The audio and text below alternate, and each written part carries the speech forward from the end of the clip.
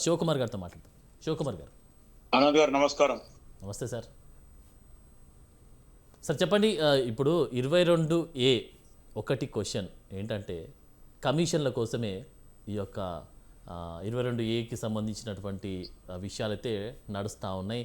దాంట్లో ల్యాండ్స్కి సంబంధించి ఇన్వాల్వ్ చేస్తూ ఉన్నారంటూ కూడా చెప్తా ఉన్నారు. దాంతోపాటు ఇంకొక విషయం ఏంటంటే 30 ఏళ్ల క్రితం కొనుక్కున్నటువంటి ఇళ్లను కూడా ఇప్పుడు 22Aలో చేర్చి ప్రజల్ని ఇబ్బందులకు గురి చేస్తున్నారంటూ కూడా విమర్శలు వ్యక్తం చేస్తూ ఉన్నారు. దీనికి సంబంధించి ఏమంటారండి మీరు? ముందుగా స్వతంత్ర టీవీ ప్రేక్షకులకు, మీకు ప్యానల్ ఉన్న వారికి నమస్కారం. మొన్న రీసెంట్లీ నేను కూడా ఈ 22A మీద అసలు ఏం జరుగుతుంది అనే రకంగా కొంచెం డీప్ గా పోతే, ఇది బ్రిటిష్ జమానాలో ఉన్న పాలసీ 124 years బ్యాక్. దాని తర్వాత అప్పుడు 22 ఉండే. దాని తర్వాత భారతదేశం వచ్చిన తర్వాత ఒక 22కి ఒక ఏ యాడ్ చేసి కొన్ని నిషేధిత భూములని, అంటే కొన్ని ఎండోమెంట్ అనుకోండి, కొన్ని సీలింగ్ లో మిగిలిపోయిన ల్యాండ్లు అనుకోండి, కోర్టు వల్ల ఆగిన ల్యాండ్లు అనుకోండి, అడవి భూములు అనుకోండి, కొన్ని ఇవన్నిటిని కూడా కాపాడాలంటే ఇబ్బంది జరుగుతుంది అనే రకంగా గతంలో కూడా ఇది చేయడం జరిగింది. అయితే 1995లో ఈ చట్టాన్ని తీసుకొచ్చిన తర్వాత ఆ చట్టాన్ని 1995లో ఎప్పటి నుంచి 125 years నుంచి 1995లో ఈ 22A యాడ్ చేసిన తర్వాత అది అబాలిష్ చేయడం జరిగింది. దాని తర్వాత కోనేరు రంగారావు గారిది ఒక కమిషన్ ఏర్పాటు చేస్తే ఆ కమిషన్ లో సిఫార్సు చేసిన దాంట్లో అన్నిటిని కూడా హైకోర్టు ఏమన్నదంటే, అప్పట్లో 1995లో మొత్తానికి పబ్లిక్ డొమైన్ లో ఉండాలా, మీరు ఏమేమైతే నిషేధిత జాబితాలు పెడుతున్నారో అవన్నిటిని కూడా ఓపెన్ గా పబ్లిక్ కి అర్థమయ్యేలాగా ఉండాలా అనేది హైకోర్టు ఇచ్చిన డిసిషన్. దాని తర్వాత మన దగ్గర జరిగిన తప్పిదాలు ఏంటంటే, అప్పటి నుంచి కూడా ఐజీఆర్ఎస్ కానీ, సబ్ రిజిస్టర్ కానీ, రెవెన్యూ కానీ, ఎండోమెంట్ కానీ, సీలింగ్ కానీ, కోర్ట్ స్టాప్ చేసినవి కానీ, ఆర్డీఓ, ఎంఆర్ఓ, సిసిఎల్ఏ ఇవన్నిటిని కూడా 2007లో ఒక దగ్గరేమో జనరల్ గా ఒక వ్యక్తికి ఉంది. ఇప్పుడు ఆల్రెడీ విజయార్య పేరు మీద ఉంది అనుకుందాం. ఇంకొక దగ్గరికి పోతే అక్కడ ఆర్డీఓ దగ్గరనో లేకపోతే సిసిఎల్ఎల్నో ఇది ఇనాం భూమి లాగా, ఇంకో దగ్గర మామూలుగా వేరే రకంగా అనేది ఉంది. వీటిని క్లారిఫై చేయడానికే ఒక చట్టం అనేది ఏర్పాటు చేయాలనే రకంగా అన్నారు. దాని తర్వాత పెండింగ్ అయింది. అది ఎందుకు పెండింగ్ అయింది అనేది గతంలో ఉన్న ప్రభుత్వాలు చెప్పాలి. తర్వాత ఇప్పుడు మనం చూసుకుంటే తెలంగాణ ఉమ్మడి రాష్ట్రంలోకి మనం తెలంగాణ రాష్ట్రం సపరేట్ జరిగిన తర్వాత, తెలంగాణ రాష్ట్రం వచ్చిన తర్వాత కాంగ్రెస్ పార్టీ 29వ రాష్ట్రాన్ని మనం తెలంగాణ రాష్ట్రంగా ఇచ్చిన తర్వాత కేసీఆర్ కాంగ్రెస్ పార్టీలో విలీనం చేస్తా అన్నాడు. ఆయన ఎందుకో తిరిగిపోయిండు, ఎలక్షన్ పోయిండు. సరే, వాళ్ళు 9.5-10 సంవత్సరాలు తెలంగాణ రాష్ట్రాన్ని వెళ్ళారు. మిగులు బడ్జెట్ రాష్ట్రం ఇస్తే, లేకపోతే అప్పట్లో తెలంగాణ సపరేట్ అయినాక మిగులు భూములు ఎన్ని ఇచ్చిండ్రు, చెరువులు ఎంత ఇచ్చిండ్రు, కుంటాలు ఎంత ఇచ్చిండ్రు, ఫారెస్ట్ భూమి ఎంత ఇచ్చిండ్రు అనేది దాని డీటెయిల్స్ ఉన్నాయి. ఈ 10 సంవత్సరాలల్లో వాళ్ళు ఏమి తింటున్నారు, ఏమి మిగిలిండ్రు అనేది అది మర్చిపోయి బీఆర్ఎస్ నాయకులు హరీష్ రావు గాని, కేటీఆర్ గాని పందుకొక్కుల్లాగా మెక్కిండ్రు. ఈరోజు కాంగ్రెస్ పార్టీ 3 సంవత్సరాలలో వీళ్ళు తింటున్నారు అని చెప్పడానికి వాళ్ళకి నిజంగా కూడా సిగ్గు లేదు అనే రకంగా నేను మాట్లాడడం జరుగుతుంది. ఎందుకంటే హరీష్ రావు గాని, కేటీఆర్ గాని ఒక సబ్జెక్ట్ తీసుకుంటారు, వారం 10 రోజుల మీద ఆ సబ్జెక్ట్ మీద మీడియా ముందే మాట్లాడుతున్నారు తప్ప పబ్లిక్ లో పోయి పబ్లిక్ కి సపోర్ట్ చేసో, పబ్లిక్ తర్వాత ఉండడమో అనే రకంగా మాట్లాడడం లేదు. అటు కేటీఆర్ గాని, హరీష్ రావు గాని. ఇక ఎందుకు అనుకుంటున్నారు ఓన్లీ మీడియా ముందే మాట్లాడుతున్నారు, ప్రజల ముందు మాట్లాడారు ఎందుకు అనుకుంటున్నారు అట్లా? ఆనంద్ గారు, నేను గతంలో వీళ్ళు ఉద్యమ కాలం నుంచి కూడా వీళ్ళని చూడడం జరుగుతుంది. తర్వాత అధికారంకి వచ్చిన తర్వాత చూడండి, ఇప్పుడు అధికారం పోయి 3 సంవత్సరాలు అవుతున్నా వాళ్ళు ఇంకా మేమే అధికారంలో ఉన్నాం, గతంలో ఏం దోచుకున్నాం, ఎట్లా దోచుకున్నాం, కమిషన్ ఎట్లా తీసుకున్నాం అనేది వాళ్ళకి 101% ఎక్కైంది. 60 ఏళ్ళ కాంగ్రెస్ పార్టీ చెయ్యింది 10 సంవత్సరాలు, 9.5-10 సంవత్సరాల బీఆర్ఎస్ చేసిన విధ్వంసము అంతా ఇంత కాదు అనేది నాకున్న సమాచారం కూడా.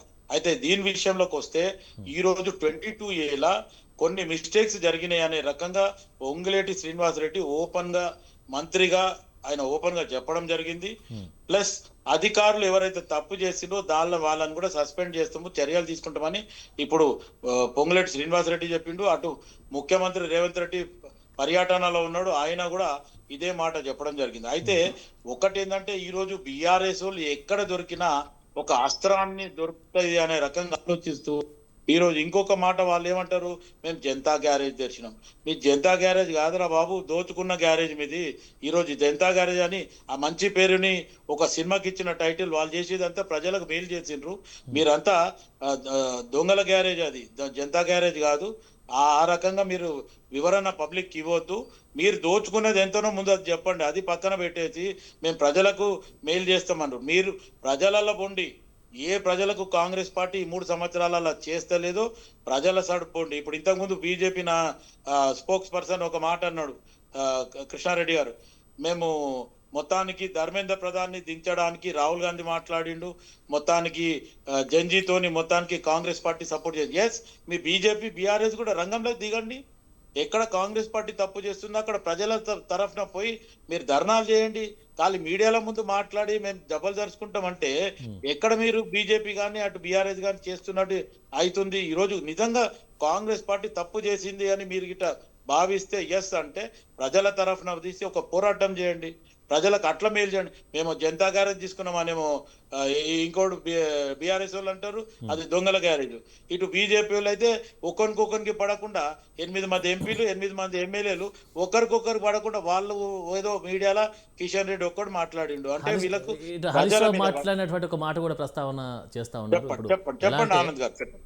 ఇప్పుడు ఎలా అంటే రేవంత్ రెడ్డి ఇల్లు కూడా ఈ 22A జాబితాలో ఉంది కాబట్టి దీన్ని హడావిడిగా ఏదో రకంగా దీన్ని ఖచ్చితంగా ఏంటి ఈ అంశానికి సంబంధించి పరిష్కార మార్గాలు చేసేటువంటి ప్లాన్ చేస్తూ ఉన్నారు తప్ప ఇది ప్రజలకు సంబంధించినటువంటి విషయంలో మాత్రము జరగట్లేదు.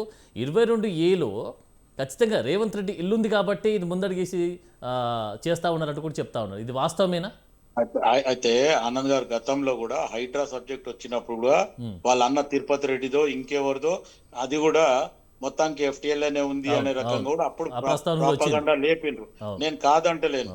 కాకపోతే మీకు నిజంగా కూడా అటువంటి చిత్తశుద్ధి ఉంటే కాంగ్రెస్ పార్టీ నుంచి ముఖ్యమంత్రి కానీ ముఖ్యమంత్రి అన్నదమ్ములు తప్పు చేస్తుండ్రు, లేకపోతే పొంగిరెడ్డి శ్రీనివాస్ రెడ్డి చేస్తుండ్రు, ఇంకెవరన్నా మంత్రులు చేస్తుండ్రు అని మీకు ఒకవేళ అది ఉంటే దాని మీద ఒక కాజ్ తీసుకొని ఒక సబ్జెక్ట్ తీసుకొని దాని మీద మీరు ప్రజలని మీకు కూడా పెట్టుకొని ముందుకు పోయి చేయండి భయ్. ఖాళీ మీడియాలో వచ్చి ఏదో డిబేట్లో మాట్లాడతాం లేకపోతే కాంగ్రెస్ పార్టీని బద్నాం చేస్తాం అనే రకం కాదు. ఇప్పుడు ఆల్రెడీ ఆంధ్రప్రదేశ్ లో కూడా ఇదే ఇబ్బంది ఉంటే మన ఆంధ్రప్రదేశ్ లో ఒక కొత్త జీవో తీసుకొచ్చారు, 17 పేజీల జీవో తీసుకొచ్చారు. దాంట్లో వాళ్ళు క్లారిఫికేషన్ చేసేసిండ్రు. సీలింగ్ ల్యాండ్కి ఏం చేయాలా, ఎండోమెంట్ ల్యాండ్లు ఉంటే ఏం చేయాలా, లేకపోతే ప్రజలకు ఇచ్చిన పట్టాలు ఏం చేయాలా, లేకపోతే ఇంతకుముందు విజయారి అన్నట్టు పోడు భూమి పట్టాల గురించి కూడా మేము ఇస్తామని చెప్పినామని. ఎస్, దాని మీద ఒక చర్చ జరిగింది. పోడు భూమి పట్టాలు ఎవరెవరికి ఇవ్వాలా, ఏమేమి ఇవ్వాలా అనేది కూడా దాని ఒక నిర్ణయం అయింది. విజయారే గారు గతంలో బీఆర్ఎస్ ప్రభుత్వం వేసి వాళ్ళని పోడు భూమిలో పట్టాల గురించి పోతే ఇష్టం వచ్చినట్టు కొట్టి బాలంతలను కూడా కొట్టి జైల్లో వేసినట్టు కాదు. కాంగ్రెస్ పార్టీ ఆ దిశగా ఏం పోతలేదు.